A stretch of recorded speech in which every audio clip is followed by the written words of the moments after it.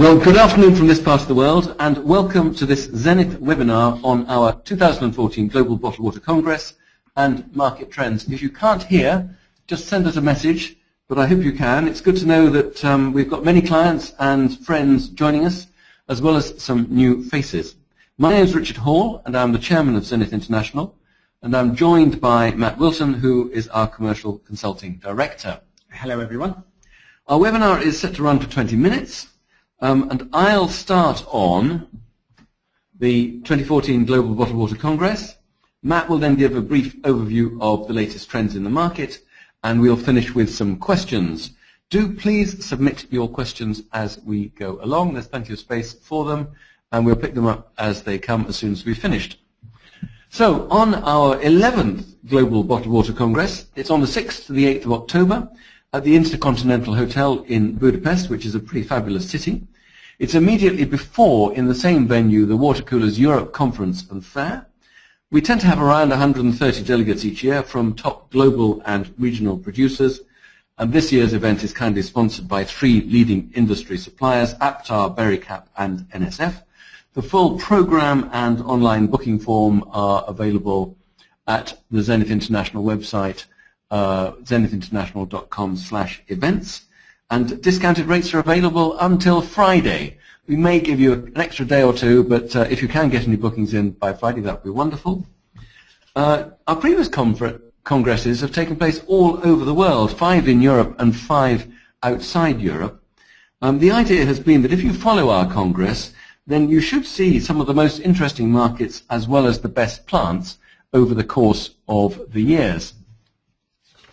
For our 2014 program, we have a half day of market insight briefings, a gala dinner, a conference with the theme of hydration activation, and a plant tour of Sant Carai, who are a very important but quite young company in that market. So we've chosen the theme of hydration activation because really that's a key task for the industry. The market insight briefings, I think, will be pretty important because we're covering all of global beverages, not just soft drinks, but also hot drinks and alcohol and milk drinks, global bottled water trends, innovation. So we've got separate sessions on each of these sectors, flavored and functional waters, water coolers and point of use, and crowdsourcing. In the main conference day, we've got lots on the regional market for East Europe.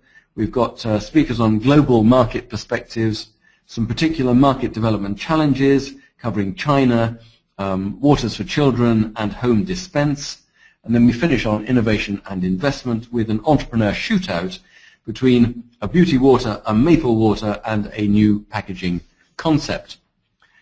Our speakers include international leaders such as Nestlé, which is the global market leader, Niagara, who are an increasingly powerful force in North America and looking beyond, a load of regional leaders and quite a few new innovators, a range of industry representative organizations and advisors, plus industry suppliers. So now on to the main course of the webinar, which is Matt Wilson on the market. But please don't forget to ask your questions as we go along.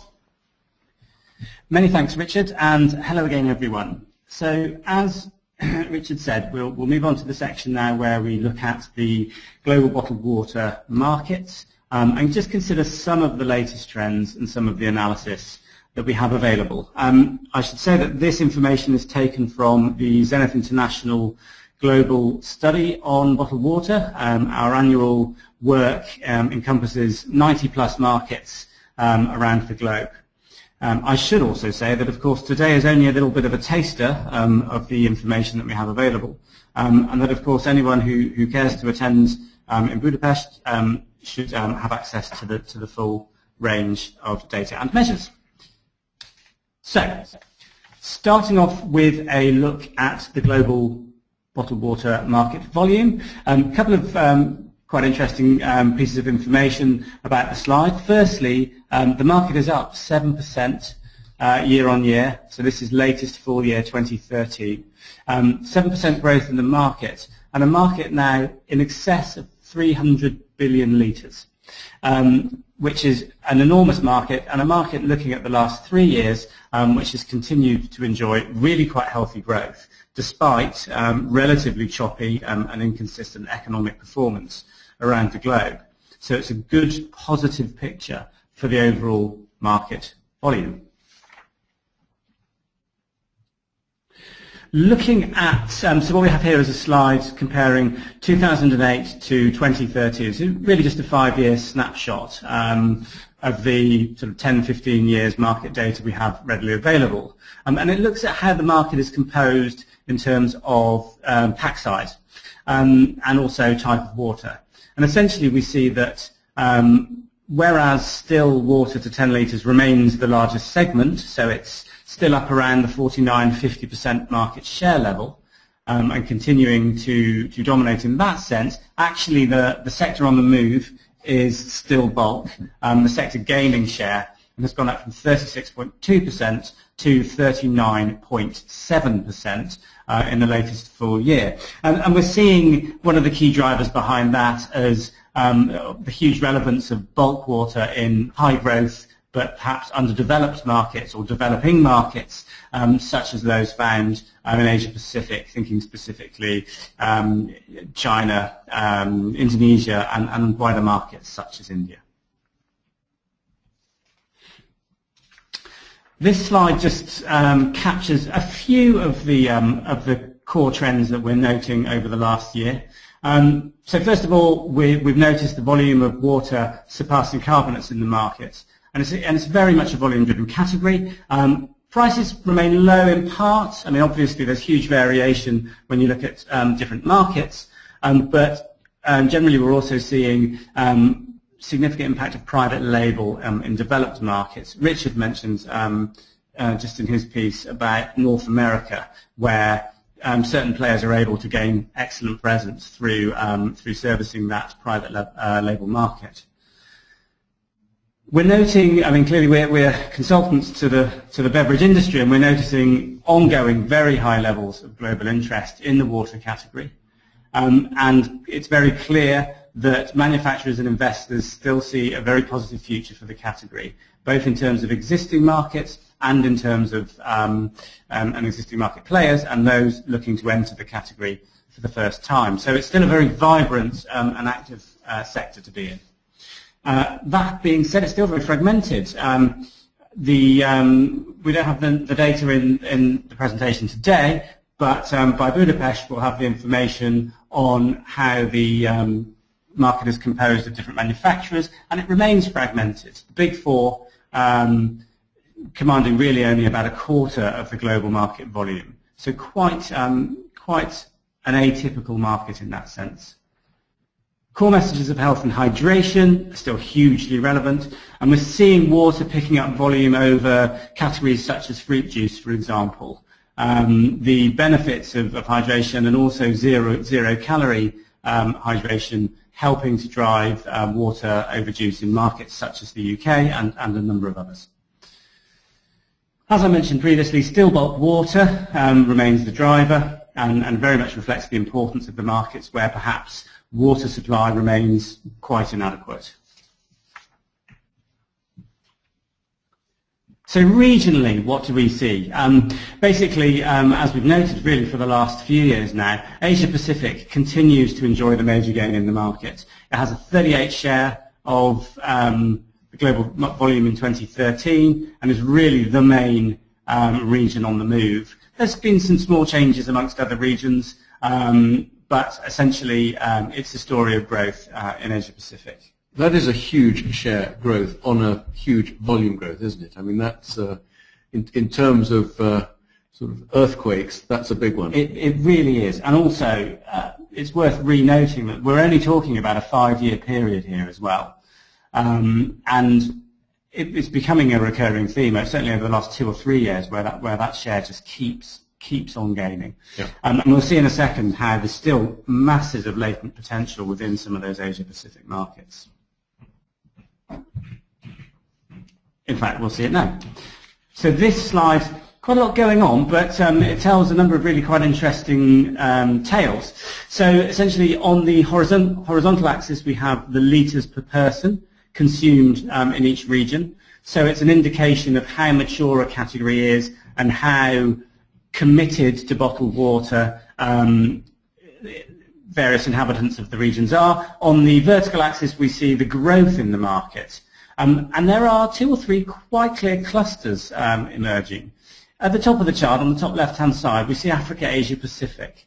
And these are markets that are able to combine actual growth. In other words, Africa up 11%, APAC in the kind of 13.5% bracket, with high potential. So they're growing, but people there still only are consuming somewhat less than 40 litres per person per year.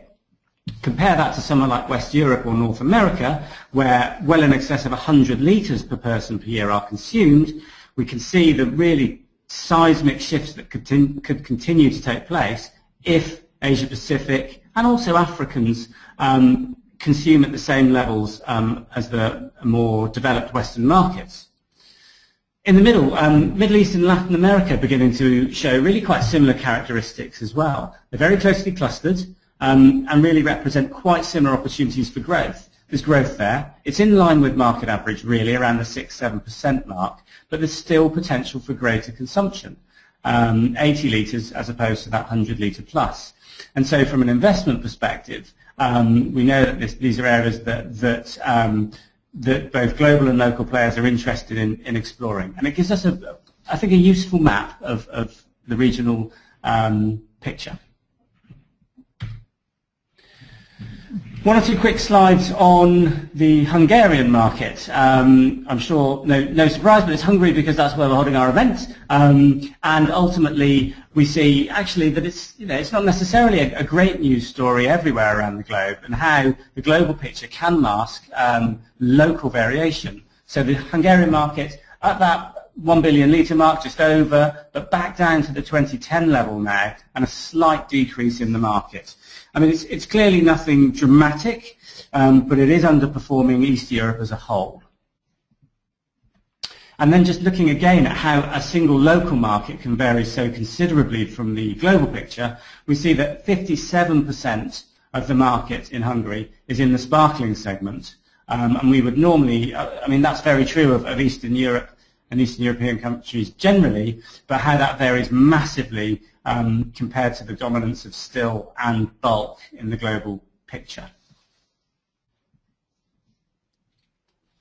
Okay, so just finishing up with one or two final thoughts. In terms of market summary and future evolution, there's a slide, a chart at the top right there, which shows we're seeing good forecast ongoing growth in the market, with the very likely possibility of surpassing the 400 billion litre mark in the next 4 or 5 years. So great background for ongoing growth and investment. We've already noted developing regions of Asia Pacific. Also Africa and Middle East will continue to drive growth. Water safety remains key, and as long as there's a lack of mains water, we are likely to see ongoing positivity in the market. The bulk water segment is expected to continue to grow at the fastest pace, and it's intrinsically linked to Asia Pacific, where we know water supplies are unreliable, or in some cases worse than that. Growth's picked back up in North America, where we've seen some stagnation in recent years. It's kind of low single-digit growth, but it's growth. But West Europe continues to see stagnation, perhaps economically motivated there. Markets, big markets such as Italy, for example, still struggling. Small pack sizes will continue to benefit from health-conscious consumers and convenience, purchase and consumption. And finally, we would expect to see ongoing and further industry consolidation. Large companies are seeking to and are acquiring smaller niche players. In many respects, it's the most sensible way to gain a foothold in some of the more difficult to reach regions. The consolidation one is the one that puzzles me most, because I suppose that's where I've been most wrong in the past. I would have forecast always that we would expect more global consolidation. And in truth, this is a fragmented local player, local supplier market, and it'll be interesting to see how that plays out, I guess. We've got a few questions, and you are welcome to submit any more that you want. So, in fact, the first question is actually how concentrated are these markets? I think that question came up in relation to Asia, and the answer is that they're all pretty fragmented. It's the European and North American markets that in some ways are more concentrated. I've just been over in China for the last fortnight, and there are 4 major players in the Chinese market that lead. There's in no particular order, there's Master Kong, there's Nongfu Spring, Wahaha, and Iba.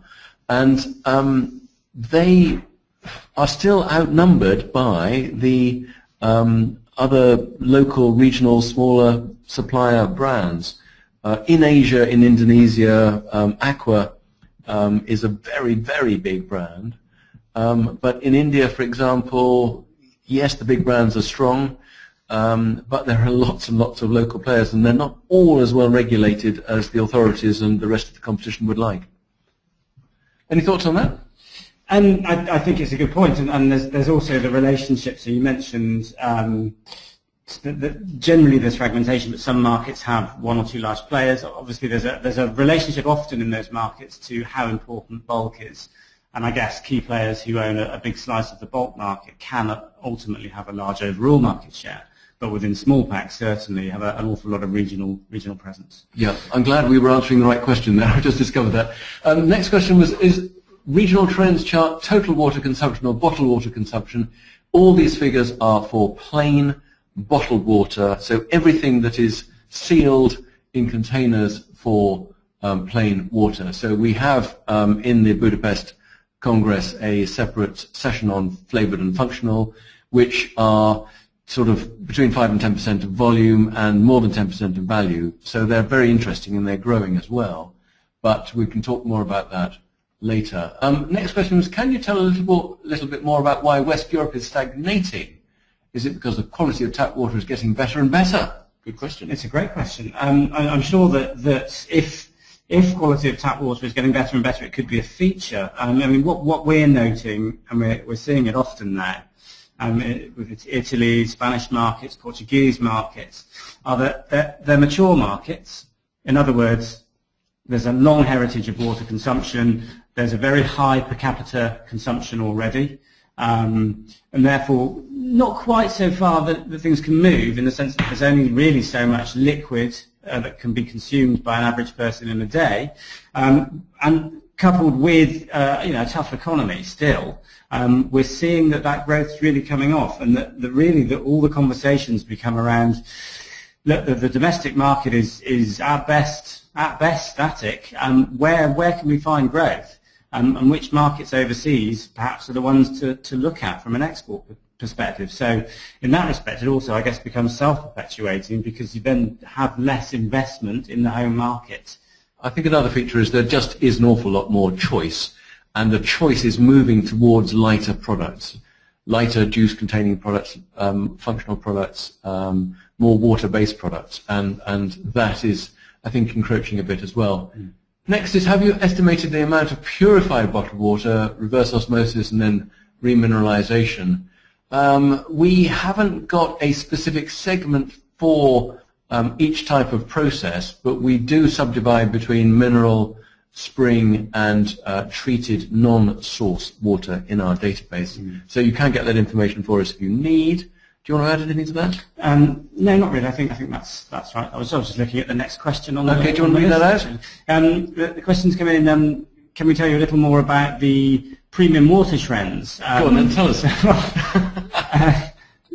I think the short answer is yes, we can. We have that information available. I think it's one to take offline. In that, I'll follow up via email on that one straight away. It's a fascinating part of the market, and certainly in areas such as the US, we're seeing that kind of polarization of high growth in own label, but also decent growth in premium. So it's one we're on. It's one that we write reports on. So surely we can make some information available. Premium is a bit tricky and patchy. Essentially, there are lots of people trying to get more in hotels and restaurants, but with the troubled economies of some countries, then people will be going out less, and there are growth opportunities, but they're not universal. I think we may just have this as our last question because we're about to run out of time, which is expectations for East Europe, especially Bulgaria. I think we may have to take that offline. Or unless you have an instant answer. I don't have the Bulgarian info at my fingertips. Happy to come back to you on that one. And then there's another question just come in on treated non-source bottled water. There was a time, just not until recently, where treated non-source water was gaining share, the overall tradition being natural source waters from West Europe and South America and places like that. But I suspect that purified water has sort of progressively gained share because of this move towards bulk water in Asia. I think we're going to have to stop there. Invite you to the Congress because it's got very good content coming. Oh, last question. Can you share the slides? Yes, we can. We will be in touch with all of you afterwards and look forward to keeping in touch. We'll try and answer your specific questions. Sorry if we haven't caught them all. So good wishes to you all in the rest of your market endeavours for the rest of the year, and goodbye from myself and from... Yes, from Matt. Goodbye, everyone, and hope to see you in Budapest. Thank you.